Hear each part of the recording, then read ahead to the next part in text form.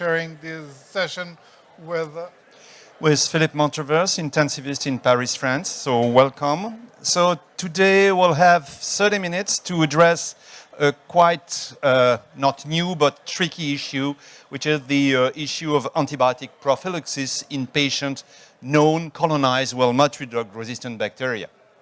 So here are our disclosures. So just to set the stage and to give you a typical case, this is a 67-year-old lady. She had as comorbidities diabetes, hypertension. She underwent repeated episodes of urinary tract infections treated by quinolones, nitrofurantoin. The last episode was 3 months ago with an ESBL producing E. coli strain. This time it was treated with trimethoprim, sulfamethoxazole. Recently, the lady underwent a colonoscopy which revealed several polyps, including one cancerous structure requiring surgery. So a left colectomy is planned in a couple of weeks, next week, sorry. So when looking to the literature, we are here with a very typical case. So she's a lady, she is older than 60 with diabetes, recurrent episodes of urinary tract infections. She already received quinolones. She will undergo not an invasive urinary tract procedure, but something related to surgery. So at the end, we have some issues to address. And so we have lots of questions. Lots of unsolved problems, and we would like to discuss with you and to interact with you and to have your opinion in some of these issues that are not yet solved. One is if all these patients, before going to a procedure, if they need to have a screening for MDR gram-negative bacteria or not, if we should do universal screening or only targeted screening. And if we find someone with that, if we want to do that, when we should do it, just a week before, 1 month before, when we should do it. And if we find someone with that is colonized, what to do, if we should adopt the perioperative antibiotic prophylaxis or do the routine one. And if we decide to do a targeted prophylactic antibiotic prophylaxis, which prophylaxis to do, which antibiotic, and then the duration of prophylaxis. So these are the 5 questions that we'd like to discuss with you. So the next one, the next slide. So, and we will follow the issue of these recent guidelines. And so if we decided to select the case with an ESBL producing E. coli colonization, it's because of this new published guideline. We can also discuss of MRSA colonization, but it's easier because today we have these recommendations. So the first question, as addressed by Pedro, was, should screening be recommended before surgery in this lady? So the floor is yours. Please give us your opinion. Maybe who would go for a screening process here? Please raise your hand. So not that much, in fact. Well, maybe we can shift the question in another side. How many of you know the frequency or the amount of ESBL cases in your country, in your region, in your overall environment? How many? Raise your hand. I do. So very, very few of us, in fact. And another question, do you perform routine screening for everyone that is going to have a surgery, a colonic surgery, or just a target screening? Who would screen everyone? No one? Nobody. And what would be the problem related to a universal screening? Any idea? Is it feasible? Cost.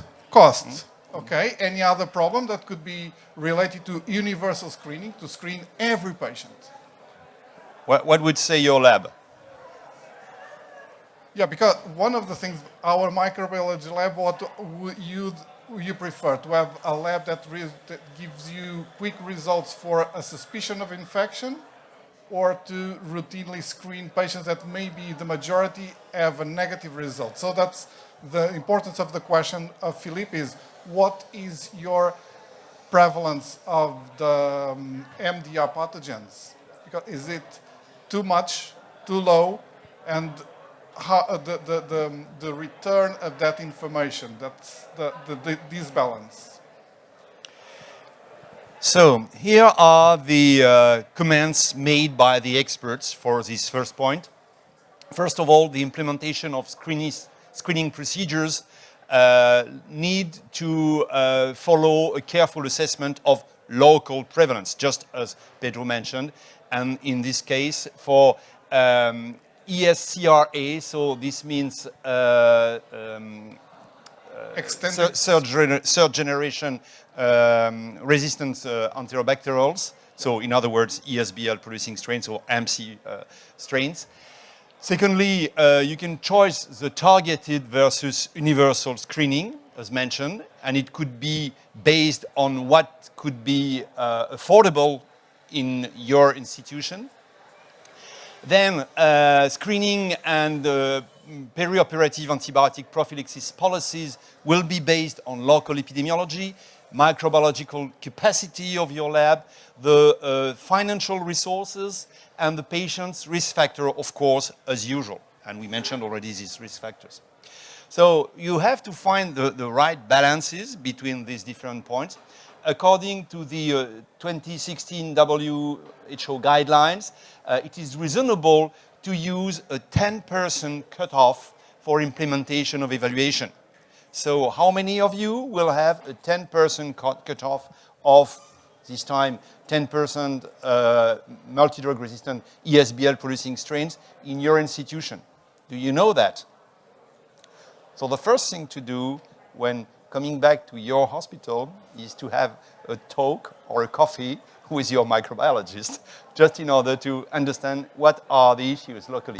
And also it is important to know the pattern of resistance in the community, because that's also something important to know, and you can see that in the reports of the ECDC. They have nice maps showing the different countries, so you can easily have that information.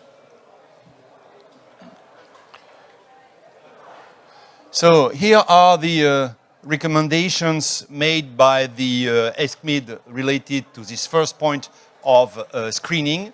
So we suggest rectal screening to identify, let's call this ESBL producing carriers, before colorectal and liver transplant surgery according to the local epidemiology. Please note that it is a conditional recommendation with a low level of evidence. And it might be good clinical practice to screen all solid organ transplant recipients before surgery. Once again, it's a good practice statement, and it's only an expert opinion. We have very limited data for this topic today. So, the data that is available is more or less this one, but no randomized trials or whatever.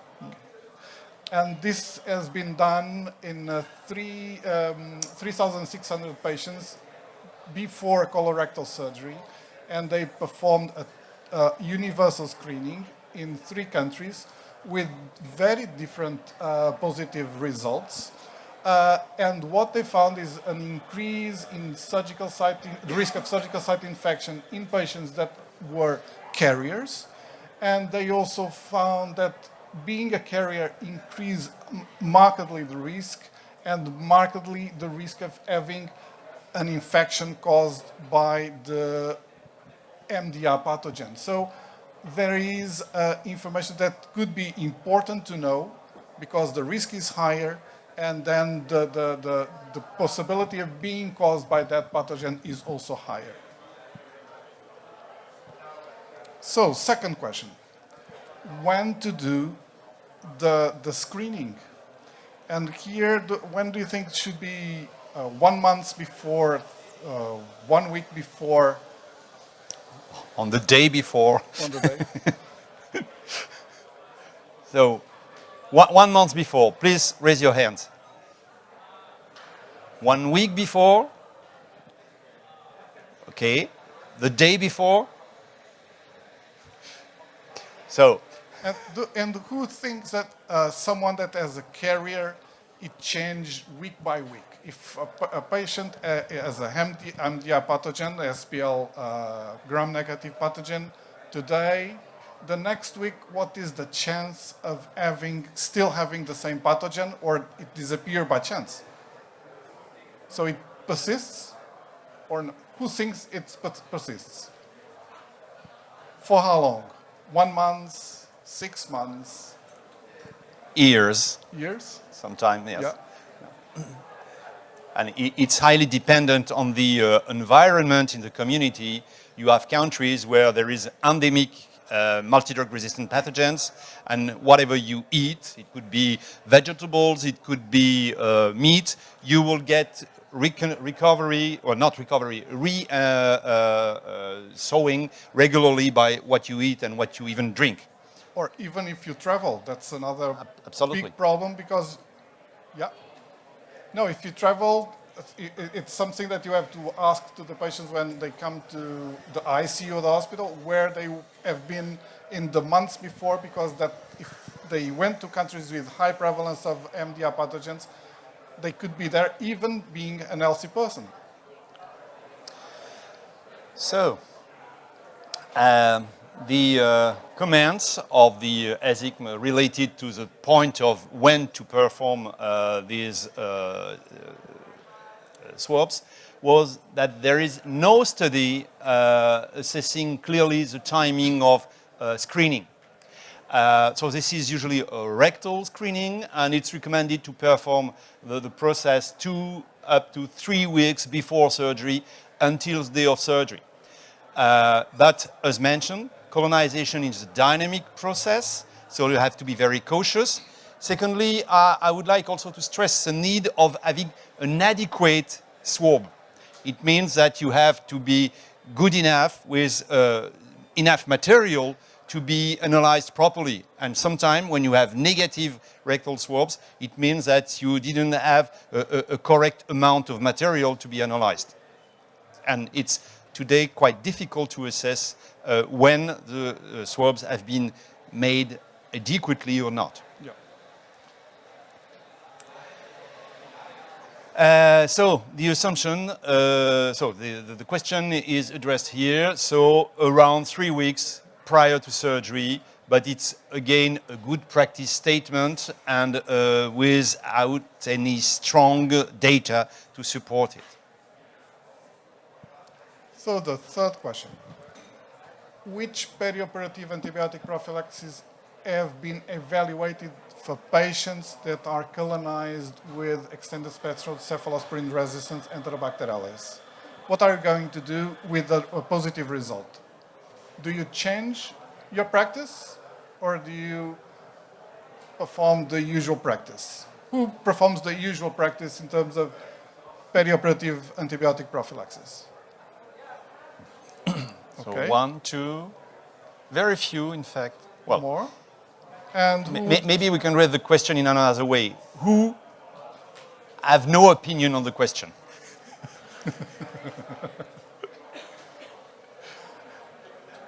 Everyone has an opinion. Yes, I think so. So, I'm sorry. The thing is, there are different observational studies using different antibiotic prophylaxis. Nothing is very well evidence-based. But the thing is, if you use these drugs, you are, in a way, losing them if the patient develops a severe infection and has risks of having other complications or pressure, antibiotic pressure to other MDR pathogens, namely using carbapenems. So this is a double sword, a double-edged sword using these kind of drugs. And when you look to the drugs, ampicillin will not be efficient, gentamicin maybe, ciprofloxacin maybe not, etapenem probably, piptaz, who knows, it depends on the MIC. So you will be facing some possibly inadequate prophylaxis. So the fourth question, should prophylaxis be adapted or not to your findings in terms of being colonized by ESBL MDR pathogen? Who thinks should be adapted to that finding? So who would say yes now? No. We have told you all this. Raise your vote. hand. Somebody who say no, I will stand on what I'm using usually.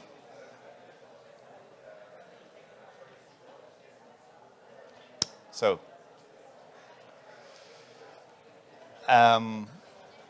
the data and the experts mentioned that under the consideration of antimicrobial stewardship, we should restrain the use of carbapenems in this setting and reserve antibiotics, including the new agents, Cazavi, ceftotazo, merovabor, cefiderocol, imirelli, should not be used routinely for targeting prophylaxis in these cases. So meaning that you have to select the right drug for this patient, which is not that easy. And the experts recommended to use a targeted prophylaxis in patients colonized with ESBL for these colorectal surgery. But once again, as you can see, the level of evidence is low. And it's also true for patients who will undergo liver transplant. And it might be good clinical practice to consider targeted prophylaxis for all the solid organ transplant recipients. But once again, it's very low or even experts' opinion data.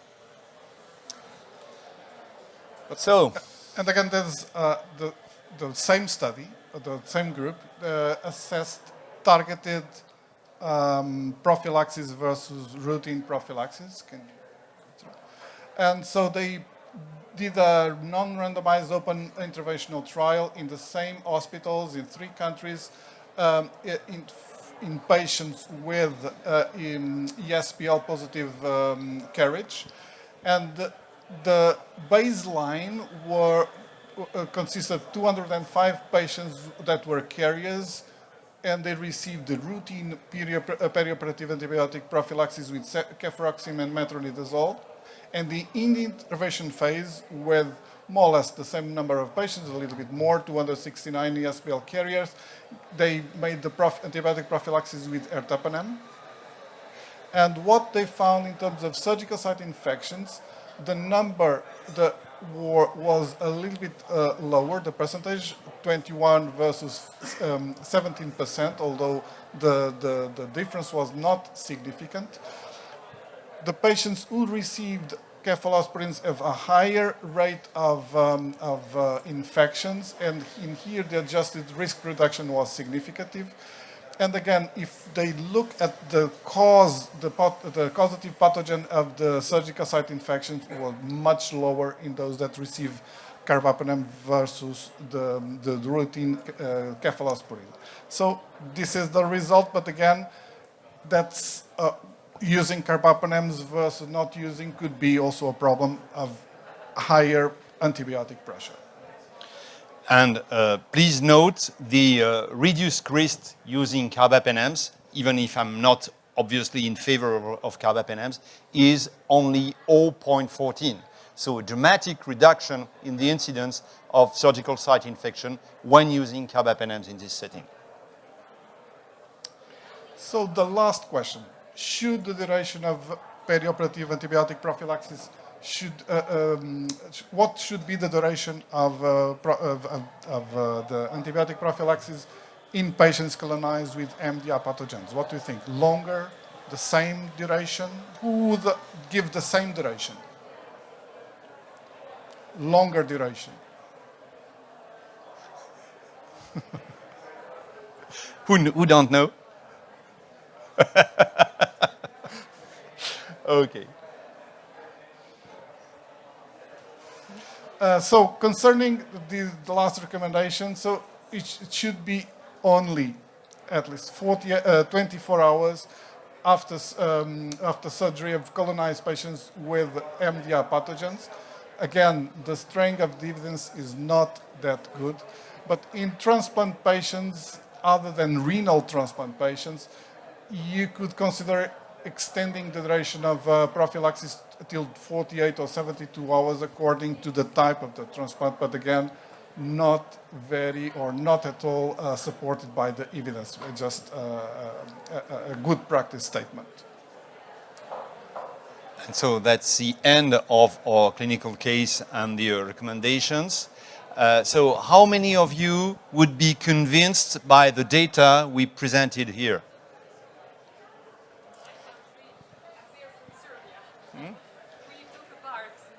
Hello, we are from Serbia. We took a part in this research, and I must admit that the surgeons took a part in this research, not anesthesiologists. So they had a problem with us, I must admit, because they told us we should give ertapenem 1 hour before surgery, and we scared about resistance. We didn't know all the parts. Now I understand the meaning of this. But in that time, they didn't explain us that there was the patients with resistance, you know, colonized, yeah. So we took a part and we did that. I saw now the results. And nowadays, what are you doing? I must admit, we don't do that. So we moved back. You moved back to the third generation cephalosporins plus metronidazole. Yeah, yeah. Okay. And you're happy with it? No, I'm not anymore on the abdominal digestive part of the anesthesia. Okay. So I must ask my colleagues. So any other comments? So what are you going to do in the future? So yesterday, Pedro gave a wonderful talk related to prophylaxis in the ICU cases. Which is a quite limited problem because they are rarely going for planned surgery, except for emergency surgery, of course.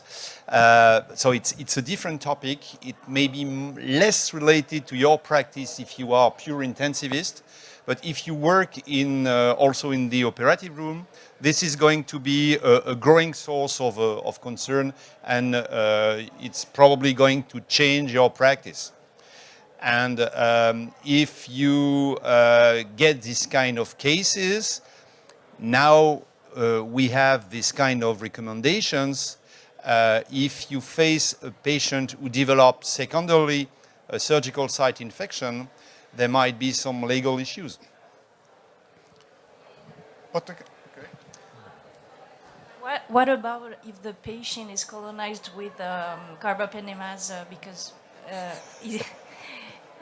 that means if we adapt our antibiotic prophylaxis, we should use even stronger Correct. antibiotics, yeah? Yeah, that's a problem. But again, we have to know what the WHO, how WHO classify antibiotics, the aware classification, and those antibiotics are considered reserve antibiotics. So you should be very, very careful in using them. But that's a problem not solved. But again, if you decide to do that, you would expect less infections. And if you have less infections, you should have less antibiotic consumption. And so if you decide to do that, and I'm not saying that you are right or wrong, you have to monitor very closely everything, and the result should be less antibiotic consumption because you have less infections. That's something that you have to do it, and not only I'm going to give this and that's all. But this is just the beginning of the story. Obviously, these guidelines and the trials we presented here are just the tip of the iceberg in the way that There is many countries where we know that there is huge amount of multi-drug resistant pathogens endemically in the community. Today, when discussing with some of the physicians of these countries, they say they are totally helpless. And they know that, for instance, they will be able to give a prophylaxis knowing that it will be totally, absolutely inefficient. So maybe we have here some new options, and my assumption is that it's going to be one of the next to come issues in the future. Maybe in 5-10 years from now, we'll have some systematic screening or not, depending on the resources, and targeting or adapting, tailoring the prophylaxis to the patient case. And just another issue is when we wrote a small paper on the antibiotic prophylaxis in the ICU, one of the questions we have in the beginning is what is the consumption of antibiotics in prophylaxis in the whole consumption of the ICU in hospital. And there's almost no data on that. And some of the data points to 40% of the consumption of the whole consumption of the antibiotics is in prophylaxis. So it's a huge amount of antibiotics, and we only speak of stewardship of treatment and not stewardship of prophylaxis. And that's again, that's why I said it's a double-edged sword, because there is a huge impact not only in the infections, but also in the microbiota and also in toxicity, because antibiotics have toxicity and adverse events associated. But on the other hand, no debate on using prophylaxis for clean surgery, such as vascular, cardio, neurosurgery, orthopedic surgery. So we need these treatments, these prophylaxis, in order to decrease the amount of surgical site infection, which would be 10 times higher if we didn't have any prophylaxis. So it's also mandatory, and we have, as usual, to find the right balance between too much of antibiotics and no drug at all. So we have 1 minute left. Any burning question or